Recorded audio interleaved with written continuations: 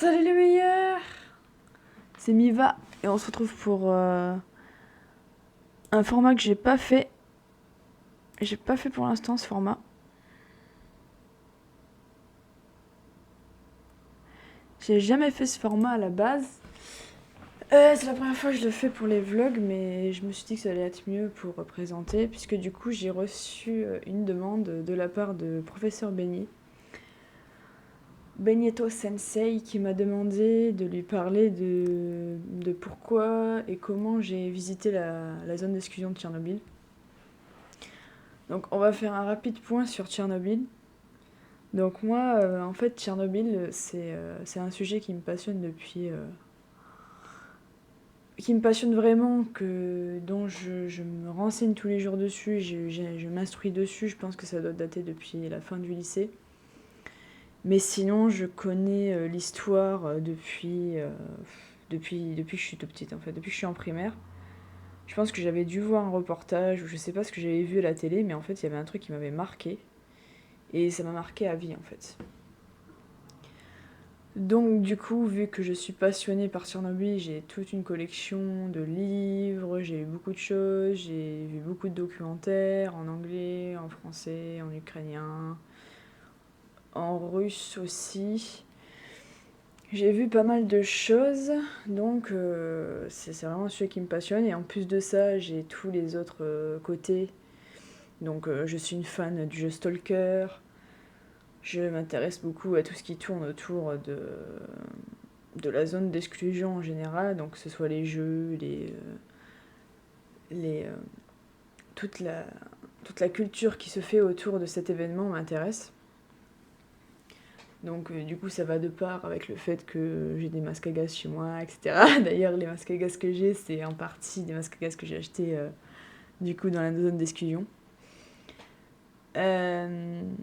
Du coup, vu que j'adore, je m'étais toujours dit qu'un jour j'irais là-bas. Moi, en fait, ma première envie d'aller là-bas, c'était pas forcément pour voir ce qu'il y avait dans les jeux, parce que si vous connaissez Stalker, vous savez que c'est adapté vraiment de ce qu'il y a dans la zone, donc du coup, c'est très représentatif, et en fait, on retrouve les décors du jeu en vrai, puisque c'est inspiré de ça. Mais moi, j'y allais plus dans le fait de me recueillir, en fait, parce que du coup, à Tchernobyl, c'est le seul endroit en fait où il y a des monuments aux morts, donc des monuments aux morts pour les personnes qui se sont sacrifiées pendant la catastrophe de Tchernobyl. Donc moi, dans un premier temps, c'était plutôt pour ça que j'y allais. Aussi, bien sûr, pour pouvoir voir de mes propres yeux ce que c'était, quoi, parce que c'est incroyable. Mais c'était surtout aussi pour rendre hommage et pour me recueillir en fait sur ces tombes de ces personnes dont j'ai entendu le courage et tout ça à travers les livres et les reportages qui ont vraiment existé et qui sont du coup implantés dans qui ont des monuments aux morts du coup à Tchernobyl. Euh, donc pour ça en fait je suis allée 4 jours. Donc ça, c'était en septembre 2019.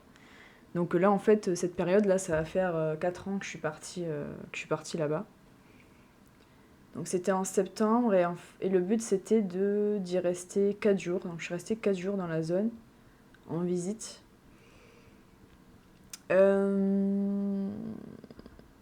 Donc vu que j'allais là-bas pendant 4 jours, c'était assez particulier puisque en fait, les groupes de, les groupes de tourisme sont assez différents, ils n'ont pas la même manière de fonctionner en France qu'en Ukraine. Donc en Ukraine, il fallait tourner l'essentiel du prix de la visite en liquide. Donc ça veut dire que je me trimballais avec du liquide dans ma valise. Je crois que c'était, je sais plus combien c'était d'ailleurs, les 4 jours. Je serais plus capable de dire quel prix c'était, mais c'était au moins dans les 200 € quoi. À peu près. Peut-être même plus. Je sais plus exactement combien c'était. Sachant qu'il m'est arrivé des grosses, des grosses mésaventures quand je suis arrivée à Kiev. Donc en fait, déjà j'ai raté mon avion à Charles de Gaulle. Bon ça, on va dire que c'est assez un classique, hein, de rater son avion, ça arrive à tout le monde. Donc du coup, j'ai quand même pu prendre un autre avion sans changer mes billets. Et quand je suis arrivée à Kiev, du coup, la capitale d'Ukraine, et ben en fait, je me suis fait voler mon portefeuille. Donc là, ça a été un assez gros choc parce que moi, je venais vraiment naïve en Ukraine et tout ça, et en fait, je me suis fait voler mon portefeuille dans le métro, dans les, dans les escalators du métro. Parce qu'il faut savoir qu'en fait, à Kiev, c'est le métro qui est le plus profond du monde. Donc en gros, quand t'es dans l'escalator, ben en fait, tu y restes au moins, allez, 10 minutes. Et je rigole même pas, hein. C'est vraiment ça monte, et t'as l'impression que ça se finit jamais, que tu vas jamais arriver au bout du métro, quoi. Donc, je me suis fait voler mon portefeuille. Évidemment, je m'en suis rendu compte que bien plus tard après, quand j'ai dû payer mon hébergement. Et du coup, bah, ça a fait que je n'ai pas du tout pu visiter Kiev parce qu'en fait, je suis allée directement au commissariat. C'est des Ukrainiens qui m'ont aidé sur place.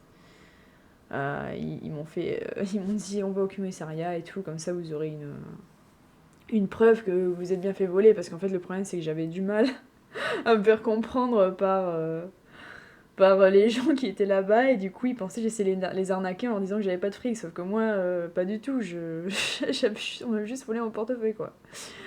Donc en fait finalement ça s'est quand même bien assez égoupillé parce que vu que j'avais du liquide dans ma valise et qu'ils m'ont juste volé mon portefeuille et que mes cartes d'identité, passeport et tout ce qu'il me fallait pour absolument soit reprendre le retour de l'avion et tout ça était dans une poche de mon manteau, donc j'ai pas perdu les papiers les plus graves, mais carte bleue, etc., mort, quoi. C'était fini, quoi, j'avais plus de carte bleue. Donc du coup, j'ai dû prendre dans la cagnotte que j'avais dans ma valise, donc l'argent qui était censé me servir pour payer la visite. Donc j'ai dû taper dedans parce que je devais payer le métro, je devais payer l'hébergement, et je devais aussi payer un bouquet de roses dans Kiev pour pouvoir déposer des roses sur les monuments aux morts dans Tchernobyl, quoi. Donc du coup, ben, j'ai dit à la meuf qui s'occupait de l'hébergement, je lui ai dit, c'est une auberge de jeunesse, en plus j'ai dit oui, j'ai besoin que vous me donniez, j'ai que des euros dans ma valise, j'ai besoin que vous me fassiez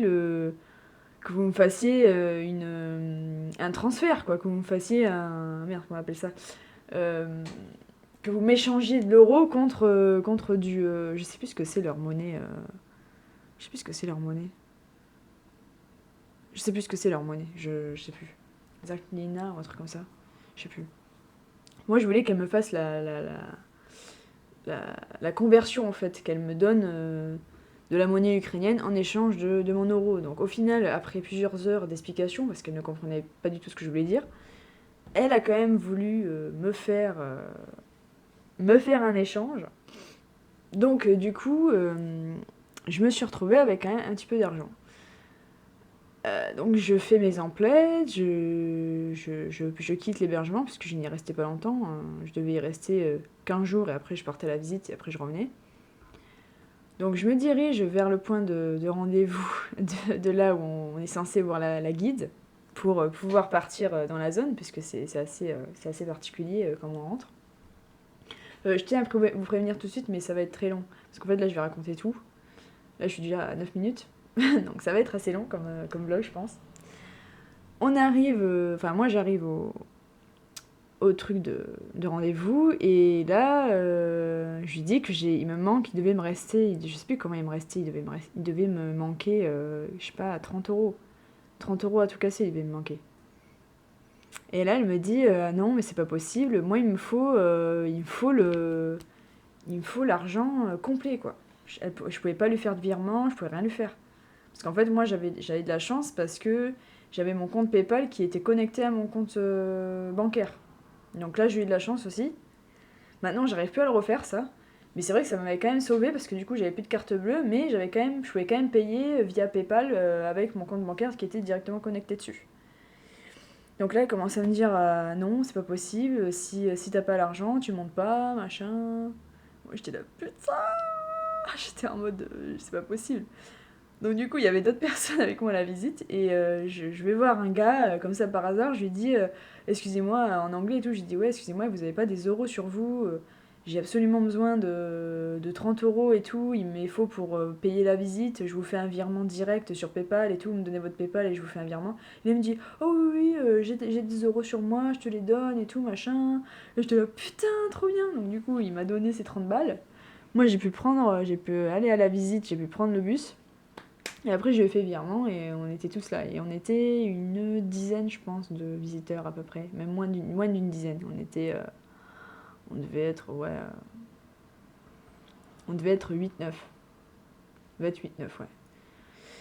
Donc, du coup, ça se passe, on arrive, donc on rentre dans le bus. Là, il nous projette le film La bataille de Tchernobyl, qui est assez connu d'ailleurs, avec Igor Kostin qui parle de son expérience avec d'autres personnes. Où il y a aussi Gorbatchev qui fait une apparition. Donc il nous passe le film, voilà, 2 heures de route à peu près, même un petit peu plus que ça. À partir des 2 heures de route, on arrive au checkpoint. Et là, du coup, à partir de maintenant, je vais vous montrer les photos que j'ai prises. Donc, du coup, ils nous ont donné aussi une carte représentative de ce qu'on allait visiter. On n'a pas pu tout visiter. Voilà, donc là c'est Igor Kostin. Et donc du coup quand on arrive au checkpoint, le premier checkpoint parce qu'il y en a deux, quand on arrive au premier checkpoint, c'est là où il y a tous les trucs de vente. Donc là on peut voir le premier checkpoint avec la boutique et tout ça qui est là-bas. Il y a aussi un tank, ouais. C'est pas vraiment un tank, c'est un véhicule militaire. Donc voilà, il y a pas mal de trucs, c'est juste avant en fait d'entrer dans la zone. Là, à partir de ce checkpoint là, on rentre dans la zone. Donc là, ils nous donnent les compteurs GGR pour voir la radioactivité ambiante. Et ça, du coup, c'est devant le symbole d'entrée de la ville. Donc là où il y a marqué Pripyat en grand, c'est le monument d'entrée de la ville. Et en fait, là, juste à côté de ce monument, il y a un endroit qui est hyper radioactif. Et en fait, c'était là où était une partie de la forêt rouge qui a complètement brûlé, qui s'est fait brûler par les radiations juste après l'accident de Tchernobyl. Donc là, du coup, on arrive là, et là, on mesure, et en fait, c'est... voilà, donc là, c'est combien 48... non, 4,80 microsieverts. Donc la dose maximum par an, c'est 80 microsieverts, je crois. C'est moins de 1 microsievert. Donc là, on est déjà à 4, et je crois que ça augmente bien plus que ça plus tard. Donc là, en fait, cette forêt, elle a été enterrée, donc ils l'ont coupée et enterrée. Et en fait, même si ça a été coupé et tout ça, c'est toujours très radioactif parce qu'en fait, ça a été enterré sur place. Donc là, c'est le hockey de rose que j'avais pour mettre sur les trucs. Après, on arrive. Donc là, on est un petit peu plus loin. Si vous suivez la carte qu'il y avait tout à l'heure, on est un petit peu plus loin. C'est là, on est au niveau des docks de Pripyat. Non, c'est au niveau de Tchernobyl, ça en plus. C'est le port de Tchernobyl. Donc en fait, ce qu'il faut savoir, c'est que quand vous arrivez au checkpoint, donc vous avez le monument. D'ailleurs, c'est bizarre parce qu'on le voit. Je l'ai pas le monument.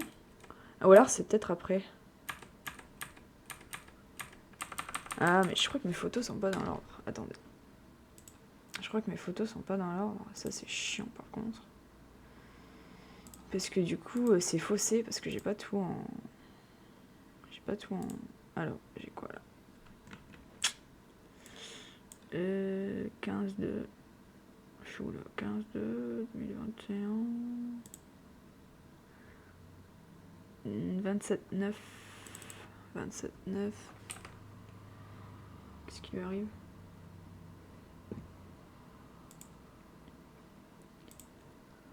« 27-9. » Ah non, ils sont pas dans l'ordre. Ah si, attendez.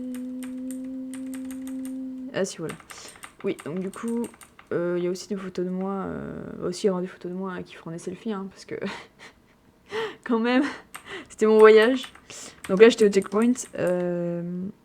Voilà, donc là, c'est quand on était du côté de la forêt rouge. Enfin, de là où il y a le reste de la forêt rouge. Donc là, on arrive ici et c'est... je crois que c'est le port... c'est le port de Tchernobyl. Les docks. Je me renseigne vite fait, excusez-moi. Je ne suis pas sûre.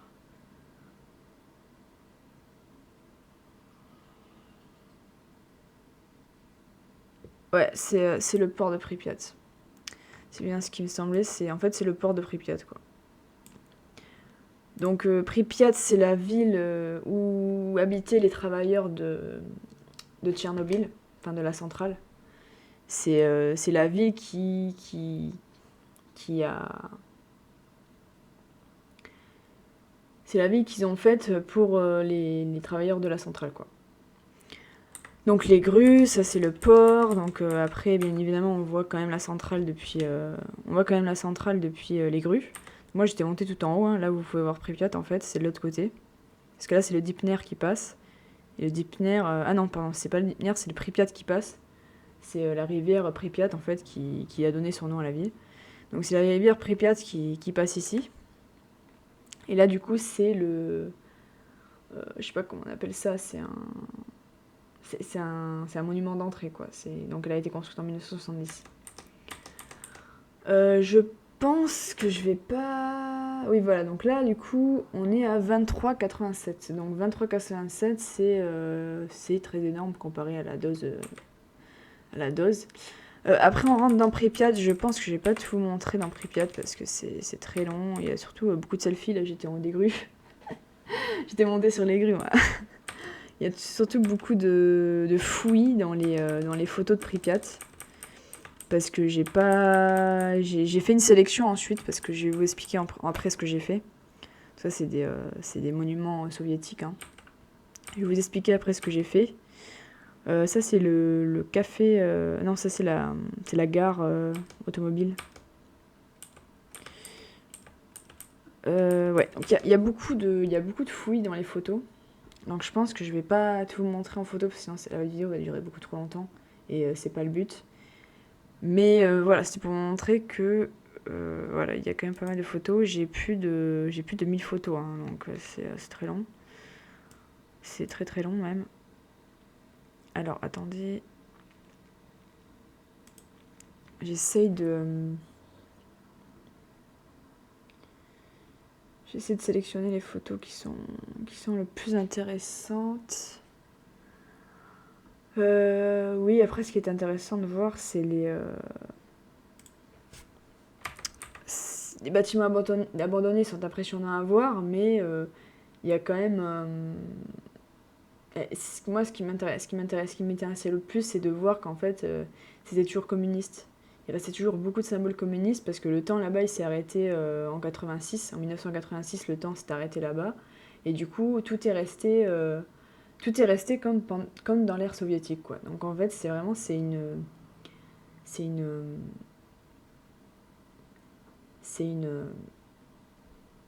merde, euh, c'est un cocon, temporel, en fait. Il y a des trucs qui ont été détruits, effectivement, et tout ça, mais ça a quand même été assez bien conservé, même si là, maintenant, c'est en train de se détruire à vue d'œil. Hein. Les bâtiments, tout ça, sont en train de s'écrouler. Mais il y a quand même pas mal de choses qui restent. Et c'est ça qui est intéressant de voir, c'est que c'est l'une des seules traces vraiment de l'ère soviétique, en tout cas dans les pays communistes, quoi. Parce que dans tous les autres pays communistes maintenant, même en Russie, au niveau des symboles communistes, il reste plus grand-chose. Donc c'est vrai que c'est assez impressionnant à voir. Là, du coup, c'est le café de Pripyat. Le café de Pripyat qui se trouve en fait juste à côté de l'écluse de la rivière. Et il est orné de plein d'art soviétique, parce que tout ça, là, tous ces trucs comme ça, c'est vraiment c'est inculqué dans l'art soviétique. C'est un truc qui est unique au monde, quoi. Il y a pas d'autre endroit, à part dans certains pays où ils ont laissé les les décorations de ce type. Mais là, c'est brut, quoi. C'est resté comme ça. Il n'y a pas eu de modification après que l'Union soviétique soit enterrée et morte. Il n'y a pas eu de modification, c'est resté tel quel. Bon, là, évidemment, il y a du street art aussi dans Pripyat, parce qu'il y a des gens qui viennent pour faire du street art dedans. Donc ça, en fait, c'est la vue qu'on a depuis la sortie du café.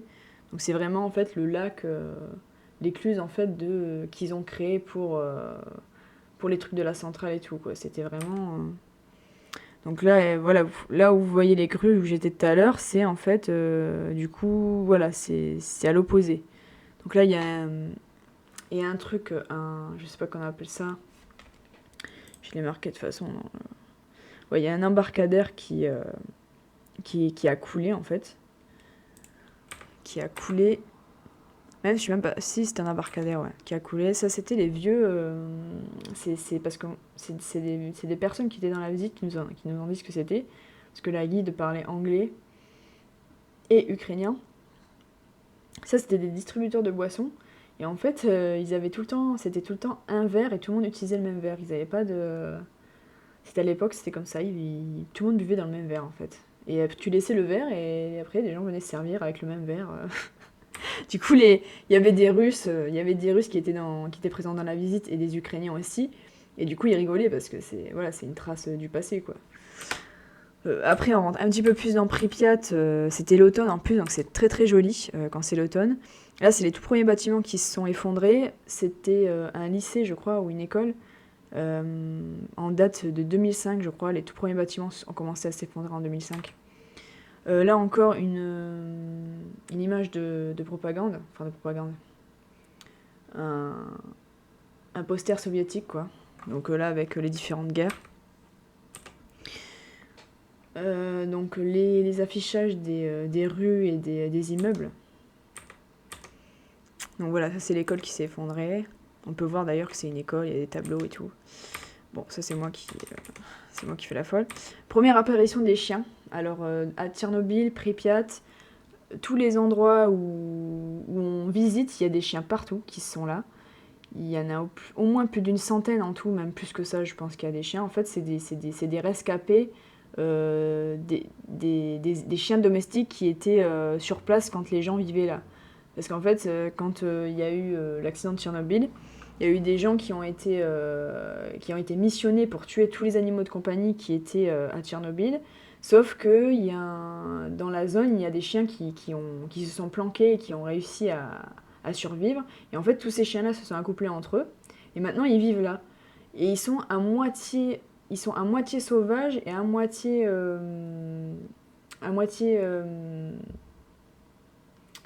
élevés, quoi. Ils sont les deux. Et du coup, quand on visite, ils restent avec nous, ils nous suivent, machin. Ils font partie de la visite, quoi. Ça, c'est la mosaïque de l'école de musique. Donc ça, c'était une école de musique qui était à Pripyat. Donc voilà, la mosaïque commence aussi à se détériorer, comme tout. Là, l'hôpital de Pripyat, qui est l'endroit le plus radioactif de la ville. Parce que c'est là qu'il y a le sous-sol où les pompiers, les tout premiers intervenants qui sont intervenus sur l'incendie de la centrale, ont du coup été irradiés à une dose plus que mortelle. Hein. Ils étaient tellement irradiés que leur corps même était dangereux. Donc du coup, ils ont déposé tous les équipements des pompiers, ils les ont déposés dans le sous-sol. Et en fait, le sous-sol, c'est un endroit où la radioactivité, due du coup à ce qui a été absorbé par leur équipement, est hyper radioactive. Et je crois que j'avais vu une vidéo, et ça peut monter jusqu'à 500 becquerels microsievert par seconde, quoi. Donc c'est plus que mortel. Là, vous y restez plus de 60 secondes, vous avez déjà une dose mortelle de radiation, quoi. Donc normalement, ce qu'il faut savoir aussi, c'est que on n'avait pas le droit de rentrer dans les bâtiments parce qu'il y avait eu des effondrements et tout, et c'était interdit de rentrer dans les bâtiments. Mais notre guide, en fait, nous a dit que il laissait quand même les gens rentrer parce que sinon tu peux pas apprécier la visite si tu peux pas rentrer dans les bâtiments, tu peux pas observer comment c'était, t'as pas de moyen de vraiment t'initier dans ce qu'il y avait avant, quoi. Donc, nous, la guide nous a dit qu'on pouvait aller dans les bâtiments, hein, puisque de toute façon, ils font tous comme ça, il y a des règles, mais tu soudoies un petit peu le... Et même là, on n'a même pas eu besoin de la soudoyer, elle l'a fait de bon cœur, quoi. C'était vraiment super sympa de sa part. Donc on a pu rentrer dans les bâtiments. Là, on arrive sur la place centrale, c'est le tout début de la place centrale. Là, je sais pas, comme vous voyez, il y a des stalkers qui restent un petit peu sur place des fois, donc il y en a qui laissent des objets qui font pas partie de l'époque ambiante, quoi. Là, c'était sûrement une école ou... Enfin voilà, là, c'est le début de la place principale. Donc ça, c'est la place de la culture, s'il me semble bien que c'est ça le nom dans l'ère soviétique. Oui, je crois que c'est ça, la place de la culture. Donc en fait, ce qui est marrant, c'est que vous avez le bâtiment qui est comme ça, et ça fait un arc de cercle, avec un toit, et après vous avez un autre bâtiment, et c'est typique des villes soviétiques, quoi. Tant que j'y suis, peut-être un petit peu de lore par rapport à Pripyat. Pripyat, c'était censé être une ville qui a été construite pour être un modèle économique soviétique. Donc en fait, ils avaient tout agencé pour que ce soit la ville parfaite, la ville où les gens ont envie d'aller pour être bien, quoi. Sachant que les gens qui travaillaient à la centrale de Tchernobyl avaient beaucoup plus de choses dans la ville de Pripyat que nulle part ailleurs dans l'Union soviétique. Parce que vu qu'il y avait la centrale nucléaire, que ça brassait beaucoup d'argent et que ça permettait de faire beaucoup d'énergie, ils avaient concentré en fait le niveau de vie dans cette ville-là. Et du coup, en conséquence de ça, la majorité de la population qui s'élevait à 50 000, je crois, même plus que ça. Je regarde, mais oui, voilà, 50 000 personnes à peu près. Donc il y avait 50 000 personnes qui vivaient dans cette ville. Et la majorité, l'âge moyen de ces gens-là, c'était 29 ans, je crois. Donc en fait, il n'y avait que des jeunes, il n'y avait que des jeunes parents, que des jeunes mariés qui vivaient là. Et c'était des gens qui venaient juste d'être salariés du coup à la centrale et qui étaient censés être là pour créer la ville et pour faire prospérer la ville, quoi. Donc du coup, ça a scellé son destin, puisqu'en fait, la ville qui était censée être le modèle économique soviétique a fini déserte et fantôme. Ça fait partie un petit peu de la mystique de Tchernobyl, parce qu'il faut savoir qu'il y a beaucoup de mystique autour de Tchernobyl, et c'est pas... Il y a des choses, il y a beaucoup de gens qui pensent que certaines choses ne sont pas anodines dans ce qui s'est passé à Tchernobyl, comme si c'était une destinée qui n'attendait que d'être lancée, quoi. Donc la place centrale qui est maintenant recouverte d'arbres, parce qu'avant il y avait beaucoup moins d'arbres que ça, et maintenant c'est recouvert d'arbres partout, quoi. Encore un petit peu d'art soviétique. Donc là, encore une fois, on voit encore la représentation de l'homme qui possède le feu, quoi. Donc en fait, il y avait toute cette mystique par rapport au fait que l'énergie atomique était due au fait que l'homme ait réussi à manier le feu, quoi. Parce qu'en fait, les soviétiques et le parti soviétique en général étaient très fiers de leur centrale et ils louaient les qualités du nucléaire sans dire que c'était dangereux. C'est-à-dire que pour eux, il n'y avait aucun danger, les centrales nucléaires étaient très safe et ça ne provoquait jamais d'accident, quoi. Sauf qu'après, quand on lit les rapports, il y avait déjà eu beaucoup d'accidents depuis avant que même Tchernobyl ne se passe. Il y avait déjà eu des accidents dans le bloc 3 de la centrale de Tchernobyl. Il y avait déjà eu des accidents ailleurs, qu'ils soient nucléaires civils ou nucléaires militaires dans l'URSS. C'était pas la première fois. Et en fait, c'était caché, du coup, les gens lambda ne savaient pas, c'était caché, ne savaient pas que c'était dangereux, quoi. Donc là, du coup, c'est le symbole communiste, l'emblème, du coup, qui est sur... je crois qu'il est sur des immeubles d'habitation. Et ça, je sais plus, je suis plus trop sûre de là où il est situé exactement, mais je pense que c'est sur un truc d'habitation. Après, bon, là, c'est les immeubles classiques. Donc là, on retrouve encore le café de Pripyat parce que je sais pas pourquoi les photos sont dans le mauvais ordre. Là, c'est les écoles maternelles, je crois. Ouais, c'est les écoles maternelles. Donc c'est très... voilà, c'est ça en fait qui est assez impressionnant à voir. Si vous avez du bordel partout, tout est défoncé, machin, et d'un autre côté, vous avez des fresques comme ça qui ont été conservées, on ne sait pas comment, quoi. Donc c'est assez ça qui est intéressant, c'est que de voir que dans le bordel ambiant, le fait que il y ait de la végétation partout, que la végétation ait repris ses droits, il y a quand même des choses qui sont restées. Et c'est quand même assez beau de voir ça, quoi. Donc voilà, beaucoup de trucs pour les enfants, des salles de cours, gymnase, des trucs de sport, des salles de classe, des chiens qui nous suivent partout. C'est assez classique. Voilà, vraiment du bordel partout, quoi. Des écoles encore. Il y a quand même pas mal de livres qui sont conservés, avec des comptines, des chansons soviétiques, ou pas d'ailleurs, parce que des fois ça pouvait être des comptines ukrainiennes aussi qui étaient dans les écoles. Ça aussi, c'est une très belle photo que j'aime beaucoup, hein. Donc là, carrément, dans un bâtiment, ben, les arbres commencent à pousser à même le béton, quoi. Donc c'est quand même assez impressionnant à voir. C'est très surprenant, parce que ça ne fait que 37 ans. Alors moi, quand j'y suis allée, ça faisait 34 ans. Non, ça faisait 8, ça faisait 33 ans. 37, ouais, ça faisait 33 ans. 33 ans, voilà, en 33 ans, la végétation reprend ses droits alors qu'il y a du béton partout, quoi. Donc voilà, des fresques de propagande, on peut appeler ça comme ça. Donc le spatial, l'agriculture, l'écriture, l'éducation. Ce sont des thèmes qui reviennent assez souvent quand même.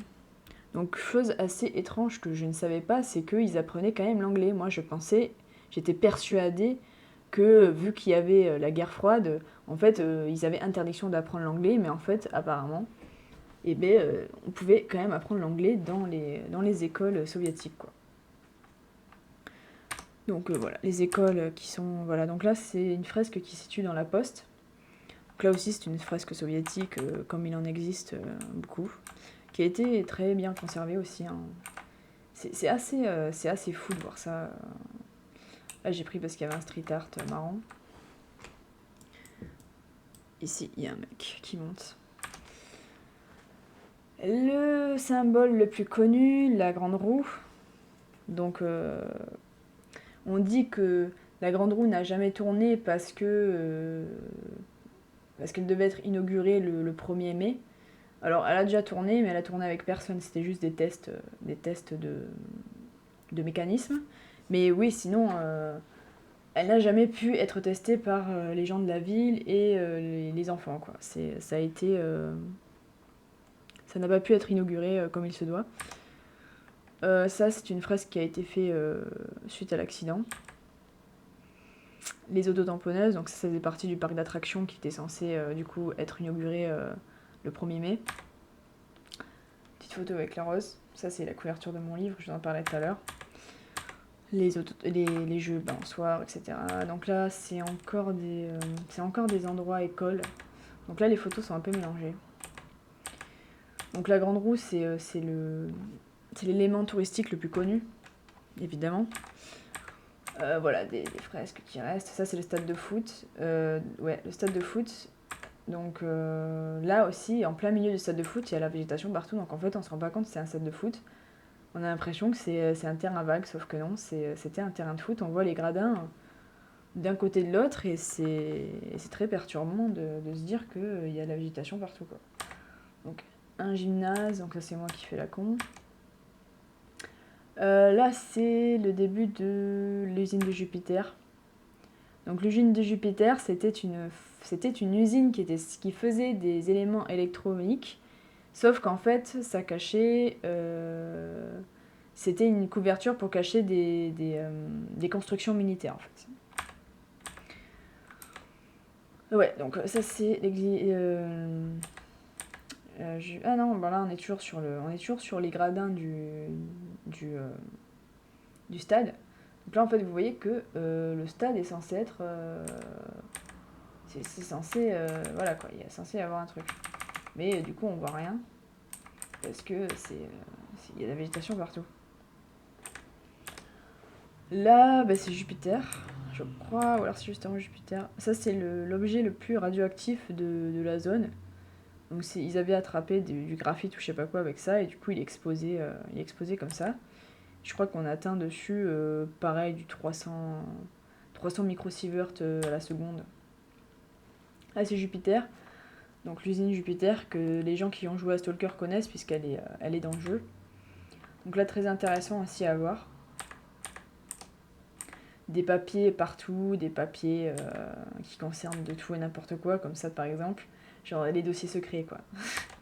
Les dossiers secrets militaires. Bon là c'est la piscine, les photos sont pas du tout dans le bon ordre, mais là c'est dans Jupiter aussi, là c'est la piscine du coup, qui est très connue aussi, ça aussi dans Jupiter. Bon là elles sont mélangées les photos. Là c'est la piscine, Jupiter, la piscine, Jupiter. Ah c'est Jupiter aussi, la piscine. Ouais je sais pas pourquoi c'est mélangé comme ça, c'est trop bizarre. Parce qu'en plus, date de création quoi, donc... Là, c'est la vue depuis le haut de Jupiter. Là, on voit le sarcophage depuis Jupiter, du coup. La piscine. Jupiter, toujours. Bon, là, c'est pas grand-chose à voir non plus. C'est un petit peu tout le temps la même chose. Donc là, c'est Pripyat. Là, on voit le Douga. Donc ça, j'en parlerai tout à l'heure. Putain, je suis à 35 minutes du... j'avance. Donc là, c'est la vue. En fait, elle nous a fait monter tout en haut du plus haut immeuble de Pripyat. Elle nous a fait monter en haut, alors qu'on n'avait pas le droit. Et du coup, on avait un room... merde, comment ça s'appelle, un rooftop. Une top view. On avait une top view...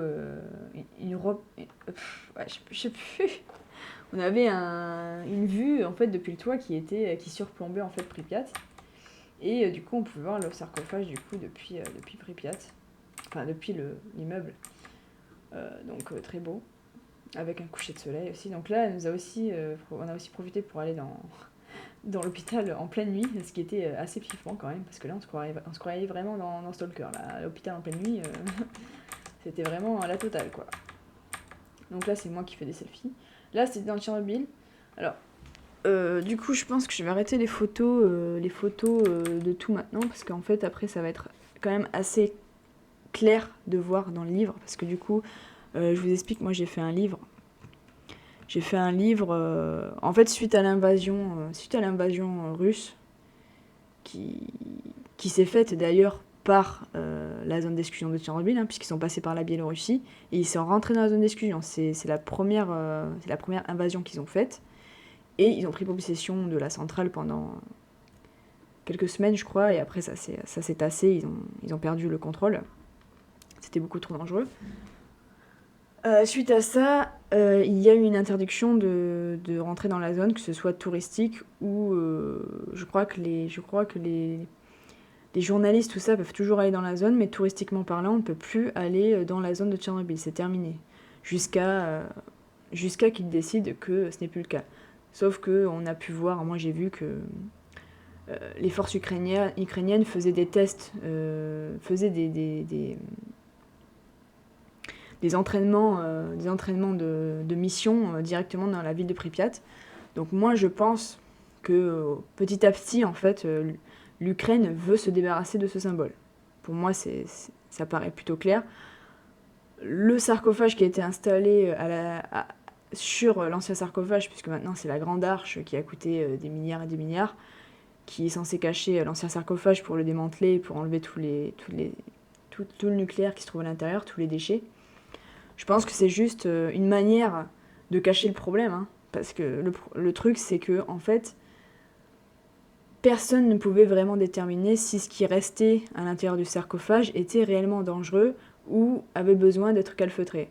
En fait, il s'avère que beaucoup de scientifiques disent que la plupart de ce qu'il y avait de radioactif s'est déjà évaporé dans l'atmosphère.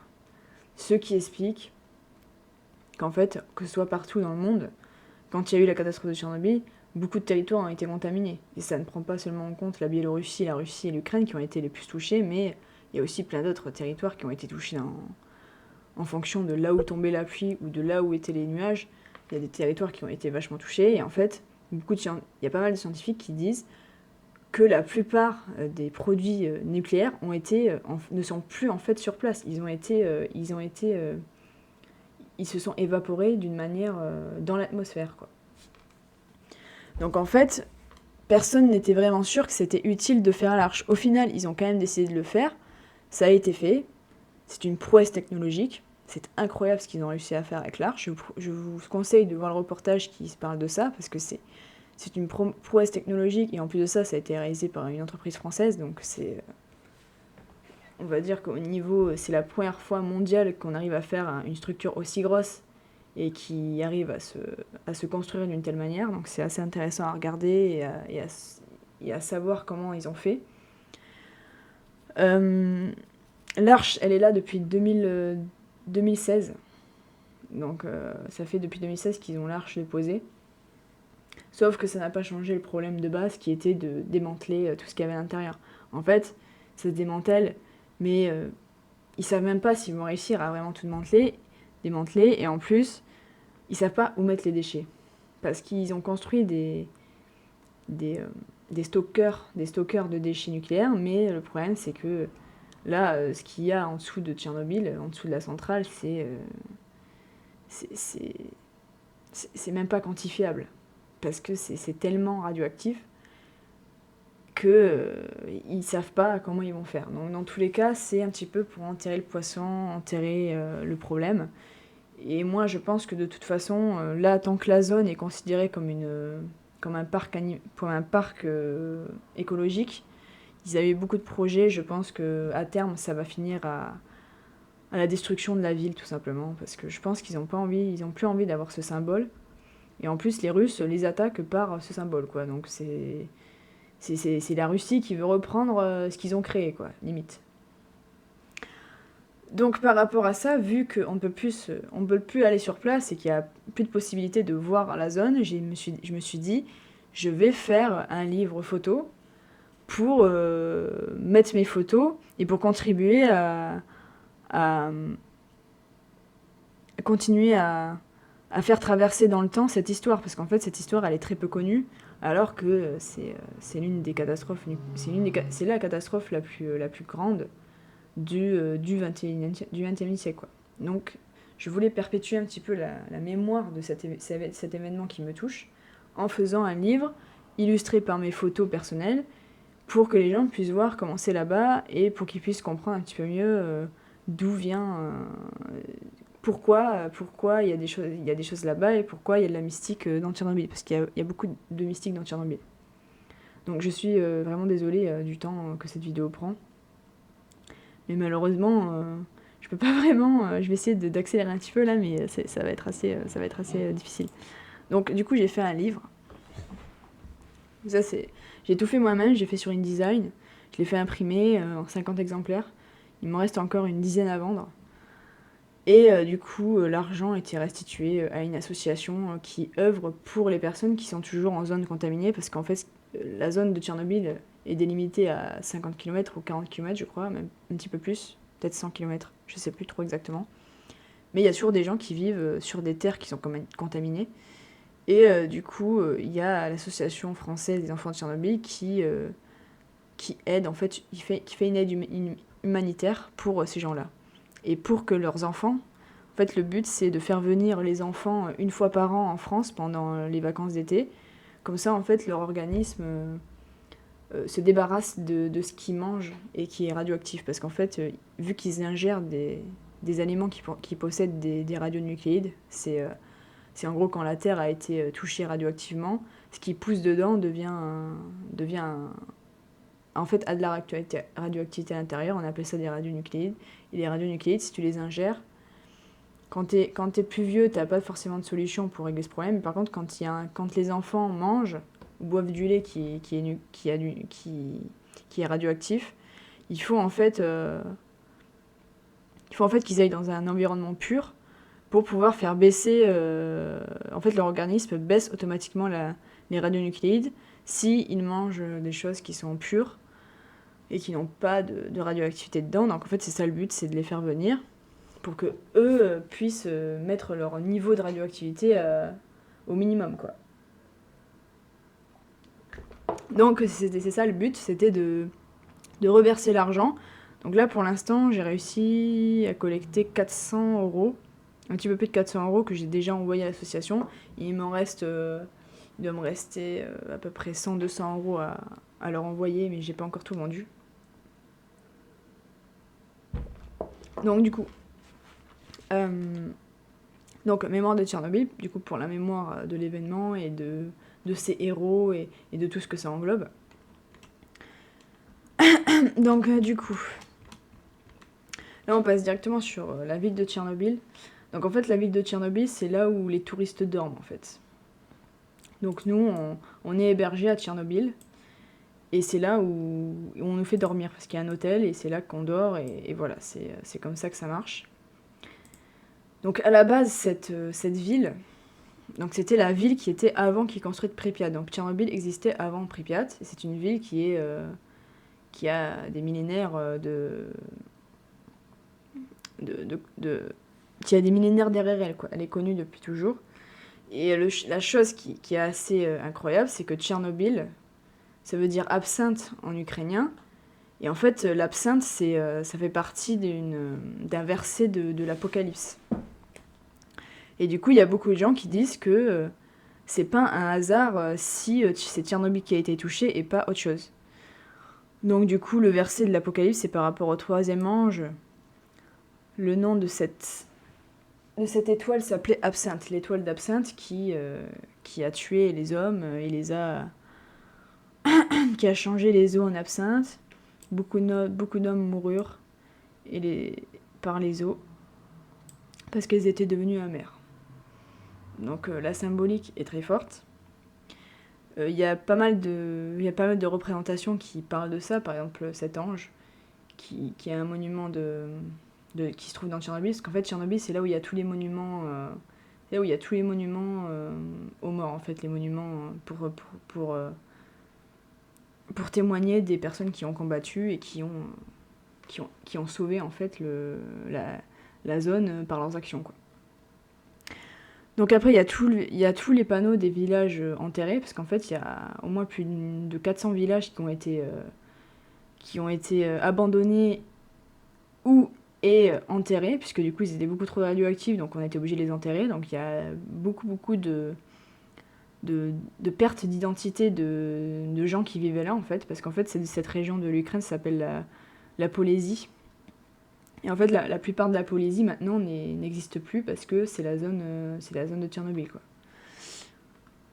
La statue de Lénine qui a été retirée aussi. Donc ça, c'est le monument mort le plus connu, c'est le monument qui est dédié à tous les liquidateurs de Tchernobyl, que ce soit les pompiers, les dosimétristes, tous ceux qui ont fait en sorte que ce soit moins radioactif là-bas.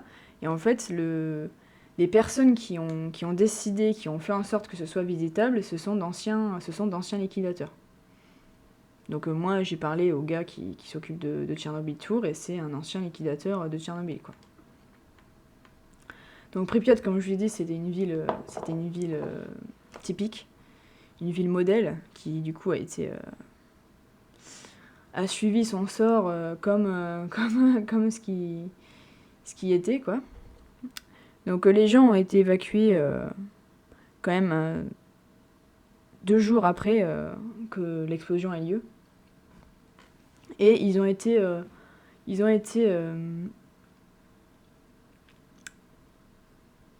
ils ont été déplacés, en fait, ils ont été remis ailleurs, dans une ville qu'ils ont construite, mais cette ville est à la limite de la zone d'exclusion. Donc en fait, ils vivent toujours sur une région qui est radioactive, en fait. Parce que ce qu'il faut savoir et que beaucoup de gens ne savent pas, c'est que quand il y a eu l'explosion de Tchernobyl, donc le réacteur numéro 4, en fait, tous les autres réacteurs, le 1, 2, 3, 4, 1, 2, 3, pardon, ils étaient toujours en fonction.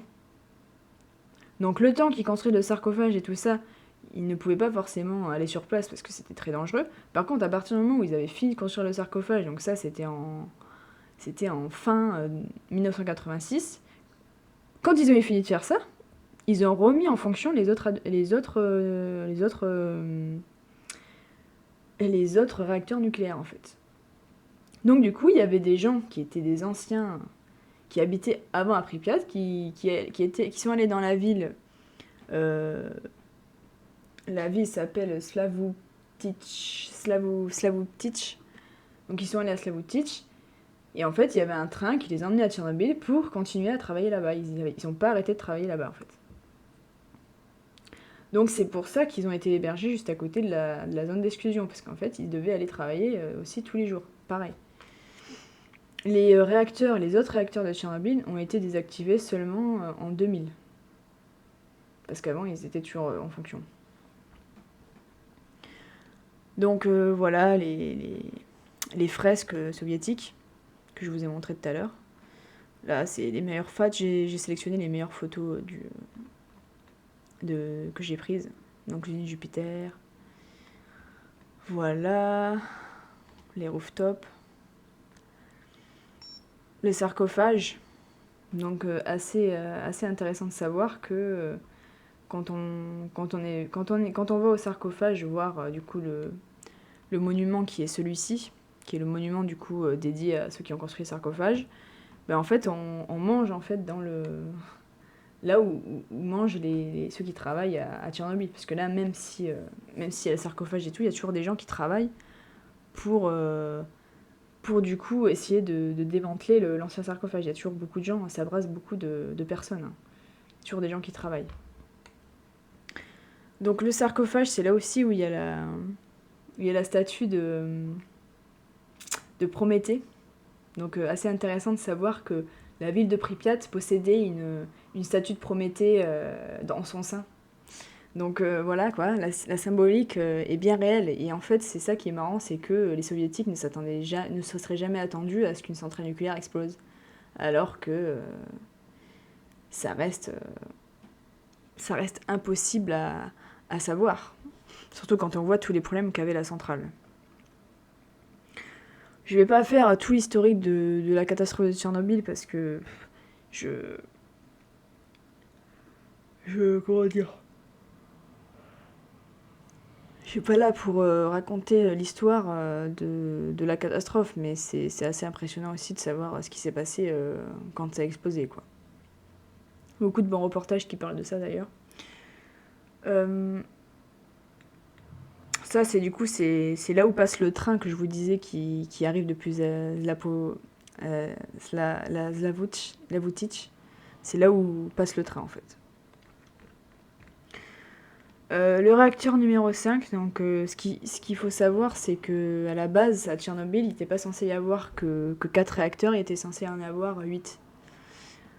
Donc en fait, c'était une course, pas une course à l'armement, mais une course à l'énergie, quoi. Ils étaient prêts à construire des tonnes et des tonnes de réacteurs nucléaires dans de mauvaises conditions, quoi. Parce que ce qui a causé l'accident de Tchernobyl, c'est une erreur humaine, une erreur de confection et une erreur de managing.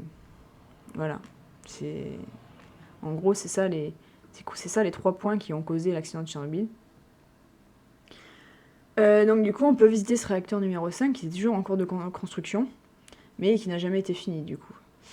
Donc il y a quand même... Donc on peut voir le sarcophage du coup depuis le bâtiment en construction. Ce qui donne quand même de magnifiques photos, hein. C'est très très beau. Ça c'est l'endroit où... Je crois que c'est l'endroit... Parce qu'elle avait dit la guide que c'est l'endroit où il était censé y avoir du coup le graphite et tout, je crois que c'était ça, hein. Tchernobyl 2. Là, on rentre dans les sujets spécifiques aussi. Donc je vous ai parlé de Tchernobyl juste avant, la ville qui était avant Pripyat, mais ce qu'il faut savoir, c'est qu'il y avait aussi une deuxième ville. Une ville qui était cachée, parce qu'en fait c'était une ville militaire. Parce qu'avant, dans l'Union soviétique, il y avait beaucoup de villes militaires, donc ça concernait souvent soit les essais nucléaires, soit dans ce cas-là des radars. Et en fait, ils créaient des villes secondaires, où les gens qui travaillaient pour faire ce truc secret habitaient. Donc en fait, c'est vraiment une ville cachée, quoi. Donc cette ville, elle est cachée dans la forêt, et c'est la ville qui s'occupe du radar qui s'appelle Douga. Donc le Douga, c'est cet immense radar là qui est immense. Et en fait, il y avait cette ville secrète parce qu'il y avait cet objet militaire du coup dans cette zone. Donc dans la zone de Tchernobyl, cet objet, ce radar se situe dans la zone de Tchernobyl. Et du coup, c'est la seule preuve qu'ils avaient vraiment construit des radars de ce type, parce que tous les autres ont été démantelés depuis. Il y en avait 2 autres. Il y en avait un du côté est de la Russie, qui a été démantelé. Il y en avait un autre aussi en Ukraine qui a été démantelé. Et en fait, ça servait à détecter les missiles, quoi. C'est un radar... je sais plus comment ça s'appelle exactement. C'est un radar qui détectait les missiles. Et vu que c'était la guerre froide, ils en avaient besoin. Ce qui est marrant de savoir, c'est qu'il y a une théorie du complot avec ce truc. C'est qu'en gros, y en a qui disent que, vu que apparemment le radar n'aurait jamais vraiment fonctionné, que ce serait pour ça que Tchernobyl aurait explosé. Bon, voilà, il y a un petit peu de réserve. De toute façon, des théories du complot, il y en a pour tout. Hein, même pour Tchernobyl, il y a des théories du complot. Le truc, c'est que le pic vert russe, comme on l'appelle, parce que le Douga avait un autre nom, c'était le pic vert russe ou le Russian Woodpecker, parce qu'en fait, ça saccadait les ondes radio. Des fois, ils entendaient des tic-tic-tic-tic-tic dans les ondes radio, et en fait, ça venait de ça, c'est parce qu'en fait, ça faisait des interférences tellement que c'était immense, quoi. Donc, encore une fois, une symbolique de fou, c'est qu'il y a un truc caché dans la zone d'exclusion, quoi. Et je crois que pas beaucoup de personnes savent qu'il y a un énorme radar comme ça, et du coup, il est immense, hein. Il fait... Donc il fait 700 mètres de long pour 150 mètres de haut, quoi. Donc c'est immense, c'est l'un des trucs les plus immenses que j'ai vus. Et c'est impressionnant parce que ça fait presque 1 km de large, quoi.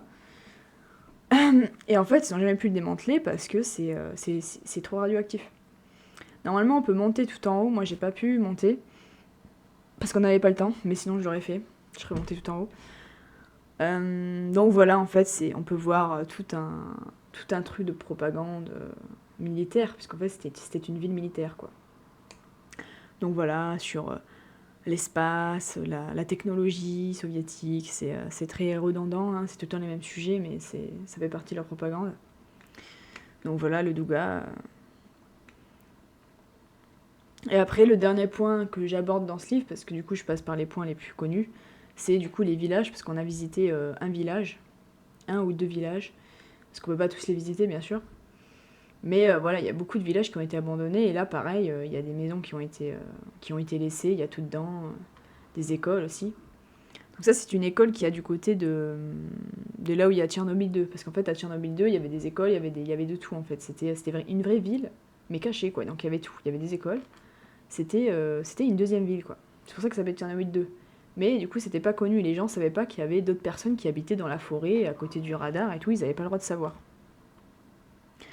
Donc les villages qui ont été abandonnés, il y en a plus de 700 villages, voilà. Donc moi, ça me fait toujours bizarre de m'imaginer, par exemple, si on imagine la centrale de Blaye, et qu'on se dit, on trace une ligne, on trace un cercle de 50-100 km autour, et tout ce qu'il y a de ce côté, c'est rasé, et puis personne ne peut y habiter, c'est vrai que ça fout un choc. C'est comme si tu disais, ouais, en fait, tout le sud du Gironde, il n'existe plus, quoi. Donc c'est quand même assez ouf de se dire ça, qu'en fait, ils ont perdu presque la moitié de leur région, quoi. Donc voilà, c'était un petit peu fouillis, je crois.